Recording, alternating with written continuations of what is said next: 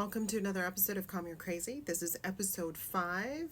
This is the episode where we talk about healing the wound and becoming the author of your own story. So next week we're going to be talking about taking back your power and rewiring your mind with reparenting. And I want to remind you that the reason that I'm teaching healing in the quantum sense is because you render your reality from your past, from your wounds, through your nervous system and your fascia. So when you heal that, when you start being able to reprogram your mind, that's when you have a coherent system between your mind, body, and spirit, and you can really start creating the life that you want. And I'm so passionate about it because I came from the depths of despair to where I am today. And I'm making room for joy, and I'm letting myself out, and I feel so good that I want people to know that it's possible. So let's get started. Okay. I want to start talking about being the author of your life and actually making decisions that you feel come from you, and not because you're scared, not because you have anxiety, but things that you actually want to do, that you feel that you can do, that you feel good enough to do. That means being the author of your own life. Being the author of your own life means waking up in the morning and feeling good in your body and good about yourself. Being the author of your own life means understanding that you came here for a reason to experience this life. However you're experiencing it is up to you. And your past was only given to you in the form that it came in so that you would have something to build from. And you can build any way you want to. You can build good because everything has a positive and negative. So, for example, you can choose to see the negative and you can choose to see the positive. And I recommend that you see both, that you see the negative, and then you turn around and you see what positive things came from it. And that is being the author of your life, is being able to transmute pain, transmute things into joy and happiness, and to heal your body and your mind so that you can move through life feeling love, feeling joy, feeling happiness. That is what it means to be the author of your life. It means actually having a choice. It means actually feeling like you have a choice. When you come from a lot of bad places, or you have had a lot of trauma and you've experienced a lot of negativity in your life, that can take away your power because you feel like you have no control. You feel like you are literally responding every day and reacting in defense instead of actually choosing what you want and choosing where you go and knowing that no matter what the challenges are, you'll be able to meet them and having faith that you can get there. So in my life, I didn't realize that I was rendering my reality based off of my personal trauma and my personal history from my childhood. So therefore, I was creating something that I always had to react to instead of actually creating the life that I wanted. And there were times when I wasn't reacting and things were going well, and I started to create the life that I wanted, and I could see that I could do it, and things happened. Amazing things happen, synchronicity, all of that happens whenever you really are in your author state. So I wasn't able to trust myself because of my life situation, my trauma. I was always in a state of reaction and not trust. I reacted, I did the things to make myself feel better, like overeating, and I smoked for a long time. And that really helped my nerves, and I enjoyed it, but it wasn't healthy for me. And it didn't help with my blood pressure and all those other things. But we tend to cope and deal with things so that we can get through life. And that can create a cascading effect of not trusting ourselves, because instead of doing what's healthy, we end up doing what feels good because we need it at the time. And we don't understand what's going on in our body. So we're often just trying to cope and feel better because we don't understand what's going on. Once we start understanding what's going on in our bodies and what's going on in our minds, then we can start working with ourselves with that trust, okay? So the reason trust is so important is because when you start reparenting yourself, when you start telling yourself things, you're not going to believe it if you do not trust yourself. So you have to do the steps and you have to do what it takes to start trusting yourself. And part of it is catching the way that you speak to yourself. Are you safe with your own self? Do you shame yourself? I know I did. Those are voices from the past. Those are the wounds. Those are our parents. Those are authority figures. Those are people that constantly shamed and bullied us into thinking that we weren't enough. So you have to catch that wound. And you have to catch those voices. And you don't have to do anything. You just have to realize that that was then and this is now. And the reason that those are coming up are because of the wound. And you have to feel it. And it is really difficult to feel. The pain stores up. I'm 43 and the pain is magnificent. And I am using a positive word, but it is incredible. It feels incredible. And especially because the Effexor that I was taking stopped working. So I'm no longer on it. And Effexor dampens the noise and cuts your brain off from your body. But it stopped working years ago.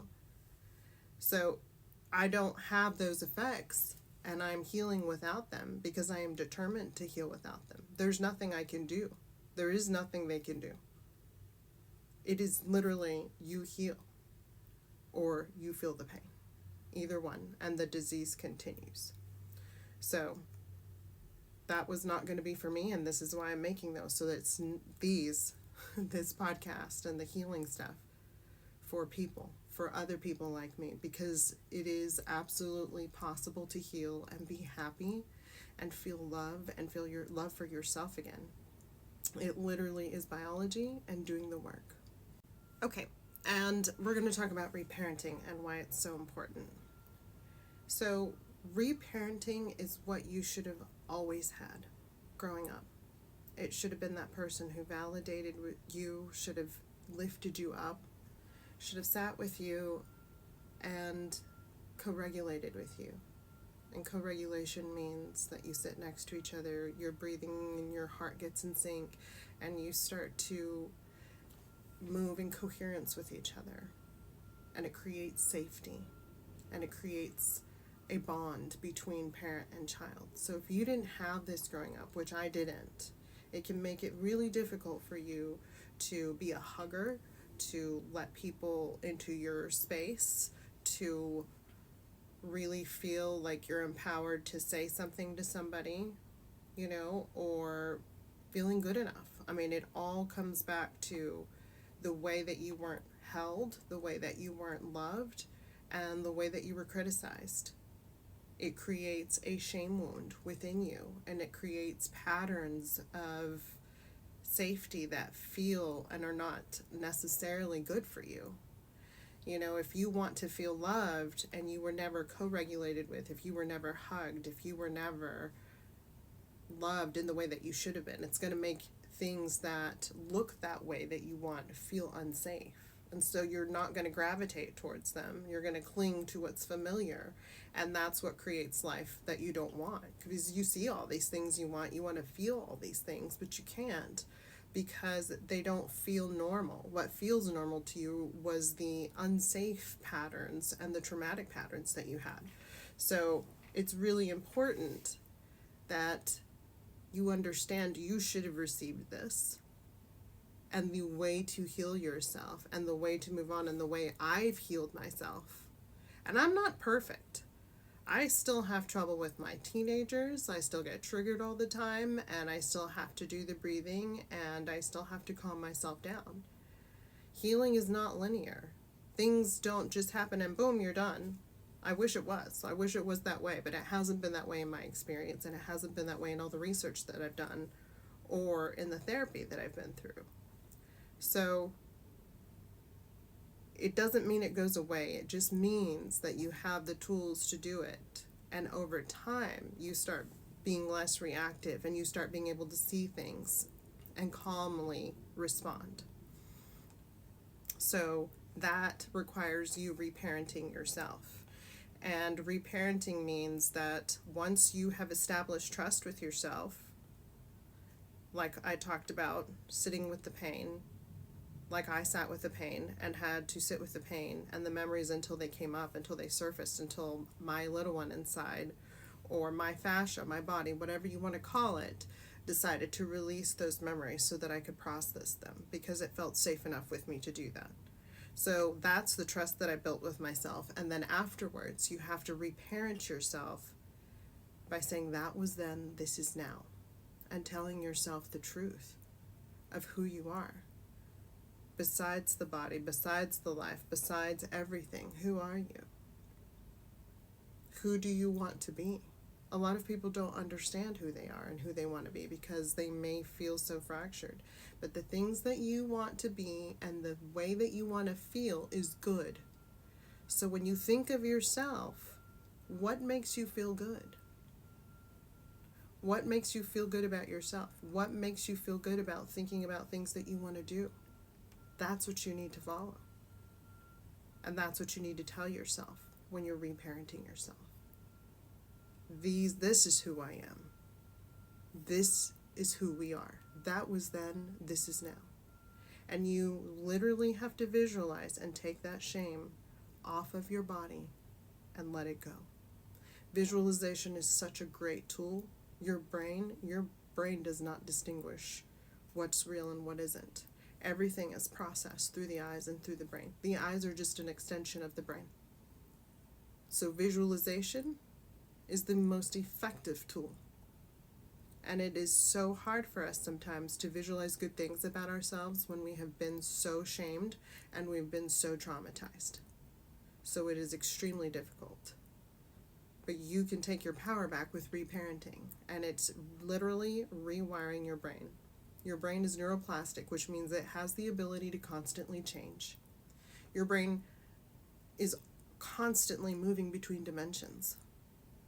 Your brain is so powerful, and you control it. You can control it. If you don't feel like you can control it, that's where we need to begin the trust. And once you feel like you can trust yourself, that is control. And then you can start reparenting yourself. And you can start doing the things that you need to do. And it's not always nice and fun. It is a challenge. It doesn't always feel good to have to write down repeatedly the good things about yourself. Because there are good things about yourself. You are kind. You are generous. 99% of the population is kind, generous, and good. The reason people are not nice and not good is because things have happened to them. And if you are encountering those people, it's because they are mirroring you. And that can tell you where you are in your healing journey. I am constantly getting reflected where I am in my healing journey by the people that I meet and by the things that come up for me in social media. Whenever I'm posting or whenever things pop up, I'm not often on there anymore.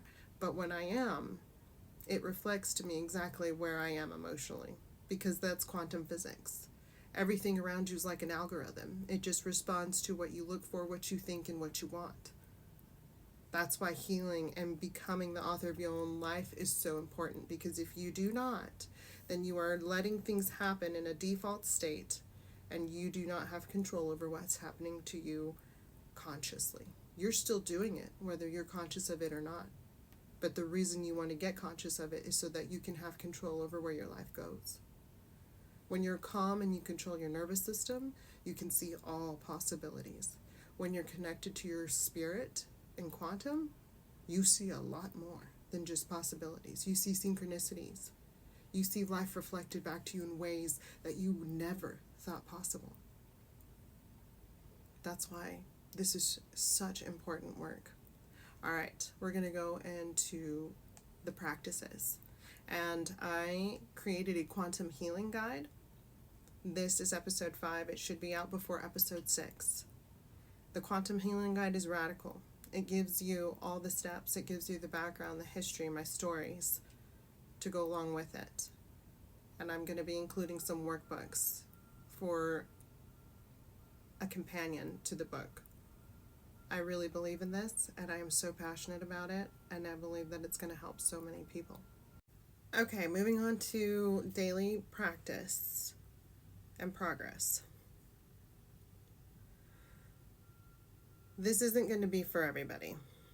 Mine was in a particularly bad way. I've noticed that if you are, this is just statistics and what I've noticed from research, but if you come from any kind of EMS, nurse, 911 dispatch, there's a lot that we hold in from all the pain and suffering that we've had to deal with.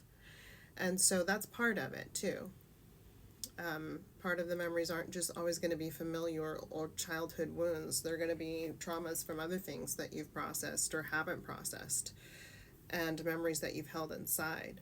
So it's hard.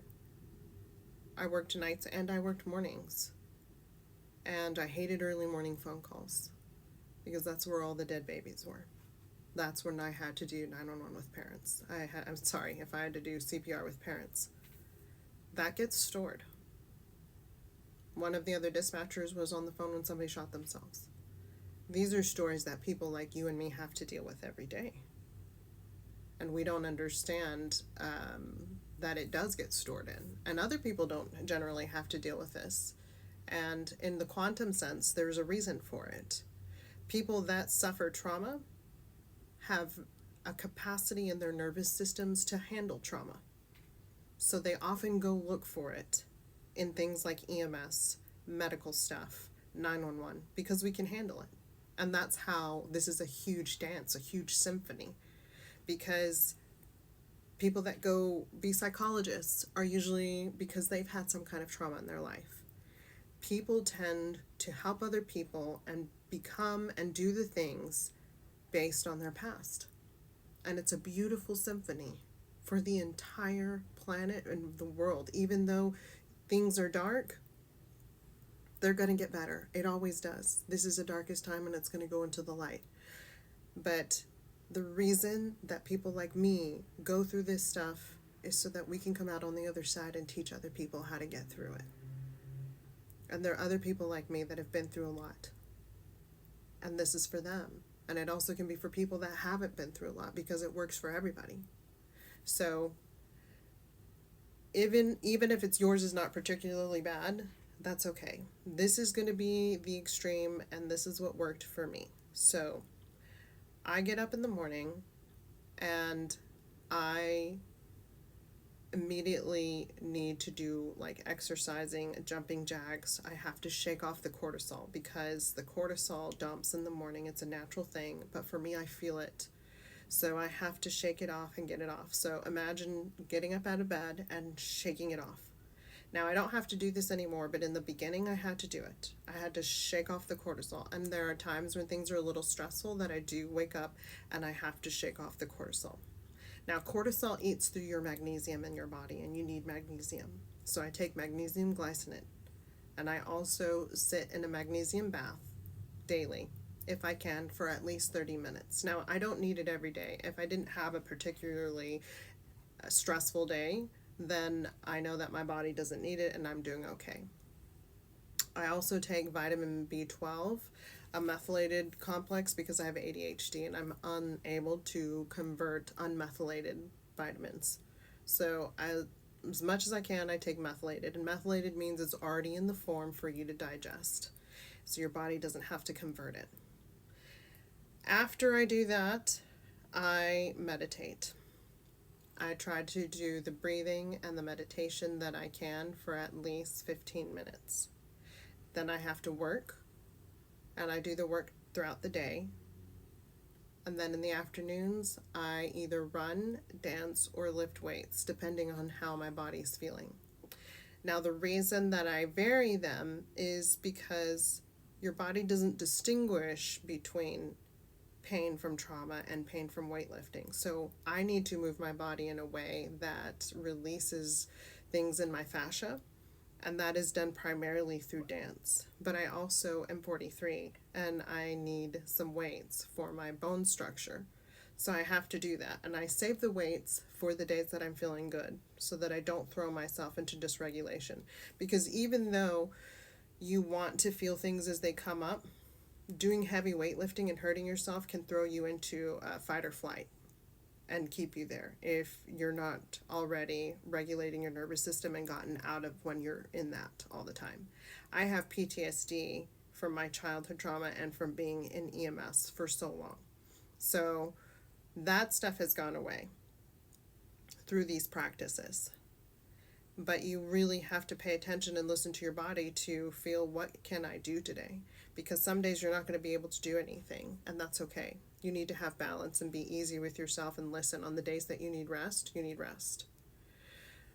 Work can be heavy and taxing on your brain, so it's important that you eat the things that fuel your brain.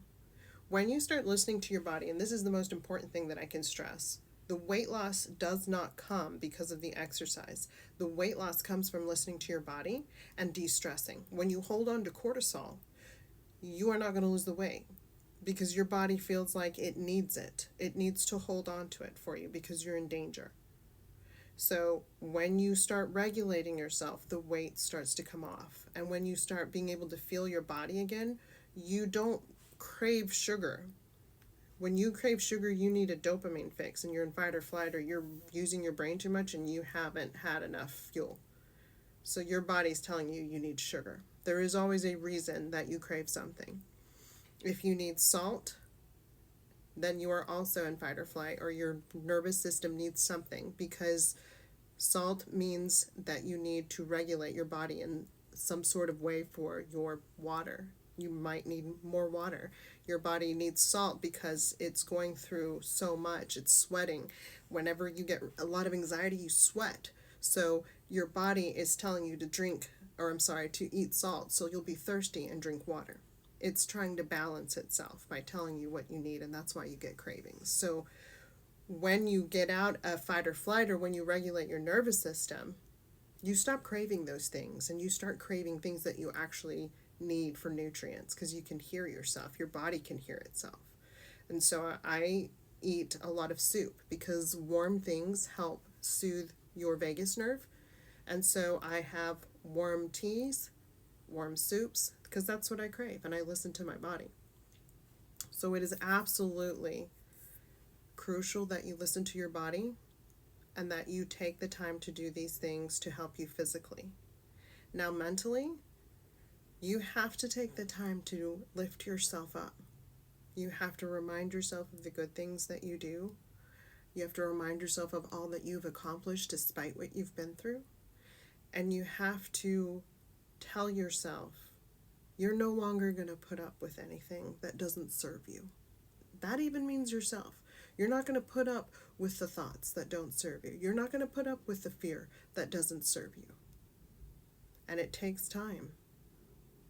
It's taken me 4 years of research, science, therapy. I started off with therapy. I started off with the drugs. I started off with the medications. It wasn't working.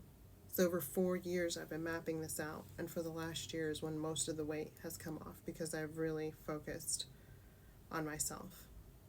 So I know that this is possible. I'm going to have more that comes out on my website. I'm still regulating. I'm still healing. So it does take time. And I'm still doing it. Like you are, if you are even listening, I mean, most people don't listen to podcasts when they first come out. So that's why I say that. But if you followed all the way through, then you can see a huge difference in my demeanor and the way I talk. And then what changes have come on the website. This is literally me healing, growing, and changing actively in real time. And so I know that I can do it because I'm doing it right now. And that means everybody else can do it too. Okay, I hope you enjoyed that. Just as a recap, healing starts with you. Reclaim your authorship. Start building that self-trust with yourself.